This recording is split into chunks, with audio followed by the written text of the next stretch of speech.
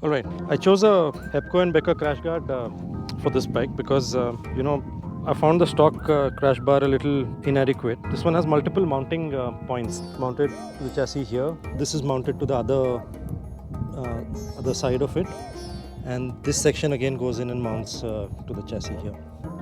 So it's got, and plus there's a mounting point on top, which is again, so this is sort of again reinforced.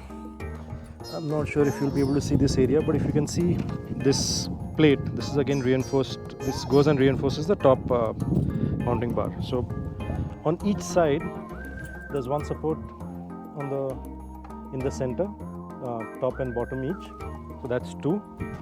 There's one that goes in here and then one that goes in here. But now the problem is that when I sit on the bike, my knees come and touch this part.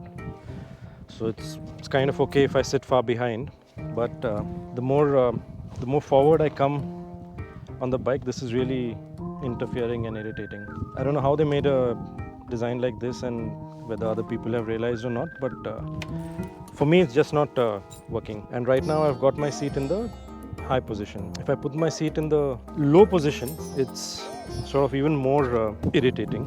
We'll just do it right now.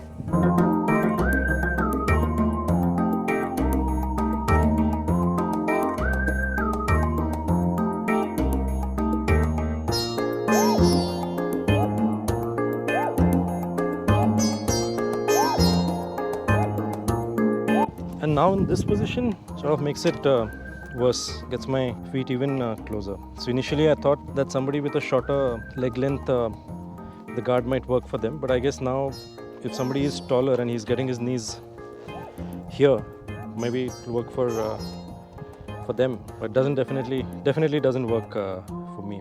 So if nobody buys it off me, I'm going to chop off this part and modify it so that it goes down from here. Right, so this is the Hepco Becker guard that we've got modified.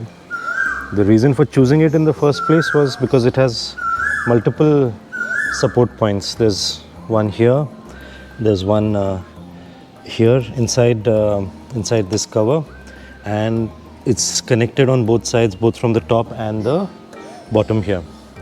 The problem was that this member was coming all the way close to this point. So actually riding the bike, my knee was hitting the guard.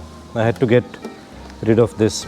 So I chopped it from here and made it follow the lines of these body panels. So now I have complete freedom of movement out here and I can ride the bike a lot better. And while we were doing this, since I was chopping the guard, I anyway had to paint it out. So I put the brackets for the light as well. Earlier they were mounted somewhere here, which was a much lower point as such. And they were with a bike mount which could come loose and move and stuff like that.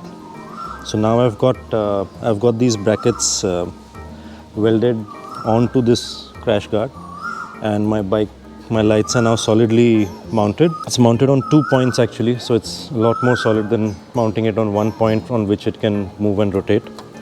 And I get a certain degree of adjustability as well. So much so for world-class products. But I mean, if it doesn't work for you, you've got to change it around. I tried selling this off and getting some other product, but I wanted to retain the advantages that it had, and I wanted to make it work for me. So yeah, this is the stuff that we had to do. See you.